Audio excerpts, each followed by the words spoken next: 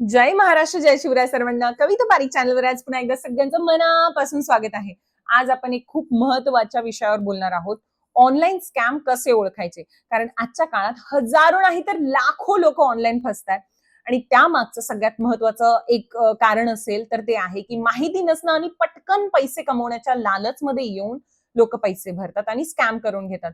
अगदी सोप्या भाषेत सांगणार आहे तर आज हे बघा, मोबाईल इंटरनेट सगळ्यांच्या हातात आहे, त्यामुळे संधी अफाट वाढलेल्या आहे. पण त्याच बरोबर फसवणुकीही वाढलेल्या आहेत. अनेक लोक मेसेज करताय की यार कविता ताई, आम्हाला जॉब सांगितला होता, पैसे भरायला सांगितले होते आणि आता समोरचा माणूस गायब झालेला आहे. म्हणून आज अगदी सोप्या भाषेत मी समजून सांगतेय कोणते स्कॅम असतात, त्यापासून कसं वाचायचं. सर्वात आधी एक छोटंसं उदाहरण सांगते की एक लेट सपोज स्टुडंट आहे, त्याला व्हॉट्सअपवर मेसेज रिसीव्ह होतो. डाटा एंट्री जॉब आहे, घरबसल्या काम करायचंय आणि महिन्याला तुम्ही 20 ते 30,000 रुपये कमवू शकता. त्याला वाटतं की यार चांगली ऑपॉर्च्युनिटी आहे, तो रिप्लाय करतो. समोरचा माणूस लगेच त्याला म्हणजे बोलतो, तुमचं सिलेक्शन झालेलं आहे, आता रजिस्ट्रेशन फी तुम्हाला भरावी लागेल, जे की खूप मिनिमल आहे, 3,000 रुपये. स्टुडंट विचार करतो की यार ठीक आहे, पैसे भरतो, कारण त्याला वाटतं छोटा पैसा आहे पण मोठी इन्कम मिळेल. पण पैसे भरल्यानंतर 1-2 दिवस त्याला काहीतरी रॅन्डम टास्क दिले जातात किंवा काहीच दिलं जात नाही आणि अचानक त्या व्यक्तीचा फोन बंद होतो, मेसेज सीन होत नाही, अकाउंट ब्लॉक केलं जातं आणि स्टुडंटला कळतं की त्याच्यासोबत फसवणूक झालेली आहे. आता इथे एक महत्वाची गोष्ट समजून घ्या. जर खरंच जॉब असता तर कंपनी तुमच्याकडून पैसे का मागेल? उलट कंपनी तुम्हाला पैसे देणार होती ना. पण आपण काय करतो, पटकन पैसे मिळतील या विचाराने आपण डिसिजन घेतो आणि इथेच आपली मोठी चूक होते. म्हणून प्रत्येक वेळी 1 मिनिट थांबा, स्वतःला प्रश्न विचारा, गोष्ट लॉजिकल आहे का? कंपनी पैसे का मागतीये? मी ज्या माणसाशी बोलतोय तो खरा आहे का? का मी त्याची माहिती गुगलवर चेक केलेली नाही?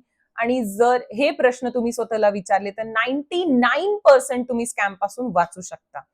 आता अजून एक गोष्ट, सिच्युएशन मी तुम्हाला सांगते. काही लोक आधी तुम्हाला थोडं प्रॉफिट दाखवतात, तुम्हाला 500 रुपये देतात आणि मग म्हणतात की तुम्ही आता 5,000 इन्व्हेस्ट करा, 10,000 मिळतील. इथे लोक लालचमध्ये येतात आणि मोठे पैसे टाकतात, मग सगळे पैसे अडकून तुमचं नुकसान होतं आणि इझी मनी कधीच तुम्हाला पुढे नेऊ शकत नाही. असं काही नसतं. सोप्या पद्धतीने पैसे कमवा हा खूप मोठा धोका आहे, हे तुम्हाला समजून घ्यायला पाहिजे.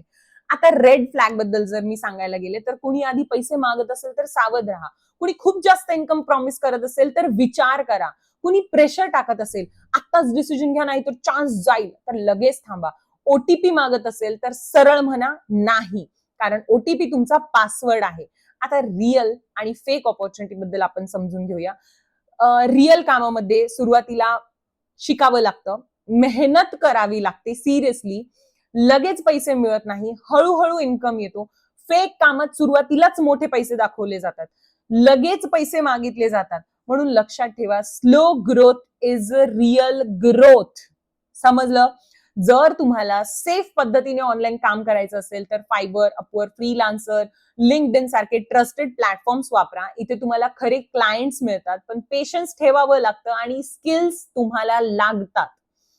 आता पर्सनल सेफ्टी बद्दल काही गोष्टी मी सांगते. अननोन लिंक उघडू नका, बँक डिटेल्स शेअर करू नका, ओटीपी कधीही देऊ नका आणि ऍप डाउनलोड करताना रिव्ह्यूज बघा. कुठेही पैसा इन्व्हेस्ट करण्याआधी पूर्ण माहिती घ्या. आता स्वतःला एक प्रश्न विचारा, मी ऑनलाईन जे काही बघतोय ते सगळं खरं आहे का? मी ते व्हेरीफाय करून घेतलेलं आहे का? जर तुम्ही व्हेरीफाय करत नसाल तर आजपासून ही सवय लावायची सुरुवात करा, कारण माहिती घेणं म्हणजे तुमची सुरक्षा असते. माझ्याकडे खूप लोक येतात जे स्कॅममुळे पैसे गमवतात आणि मग म्हणतात की कविता ताई, आधी माहिती असली असती तर वाचलो असतो. म्हणून व्हिडिओ तुम्हाला जागरूक करण्यासाठी आहे. आता शेवटी एक सिंपल प्लॅन सांगते. पुढचे 7 दिवस तुम्ही जे पण काही ऑनलाईन पाहता आहे ते लगेच बिलीव्ह करू नका. त्याबद्दल थोडंसं रिसर्च करा. पुढे 7 दिवस एक ट्रस्टेड प्लॅटफॉर्म वगैरे निवडा, शिकायला सुरुवात करा. 7 दिवस छोटे-छोटे कामं करायला सुरुवात करा. अनुभव घ्या प्रत्येक गोष्टीचा आणि मग सुधारणा करून तुम्ही सेफ राहून इन्कम सुरू करू शकता. लक्षात ठेवा, ऑनलाईन जगात संधी खूप जास्त आहे, धोकेही तेवढेच जास्त आहेत. जर तुम्ही जागरूक राहिला तर तुम्ही नक्की सेफ राहू शकाल, तुमच्यासोबत स्कॅम्स होणार नाही. आणि एक गोष्ट, freelancing, digital marketing, digital skills, online earning याबद्दल अगदी सोप्या भाषेमध्ये स्टेप बाय स्टेप मार्गदर्शन मी स्वतः करते. तुम्हाला कुठेही काहीही शंका आली असेल तर व्हिडिओच्या कॉमेंटमध्ये तुम्ही मला सांगू शकता, मला कनेक्ट करू शकता. एकच गोष्ट सांगते, थोडंसं कॉमन सेन्स यूज करा. लालचमध्ये येऊ नका. जेव्हा तुम्ही लालचमध्ये याल तेव्हा तुमच्यासोबत स्कॅम होतात. व्हिडिओ आवडला असेल तर लाईक करा, कविता पारिक चॅनलला सबस्क्राईब करा आणि कॉमेंट सेक्शन मध्ये नक्की लिहा तुम्ही कोणत्या प्रकारच्या स्कॅम बद्दल ऐकलेलं आहे, जेणेकरून बाकी लोक ते स्कॅम जर वाचतील तर ते त्या स्कॅम पासून वाचतील. तोपर्यंत जय महाराष्ट्र, जय शिवराय.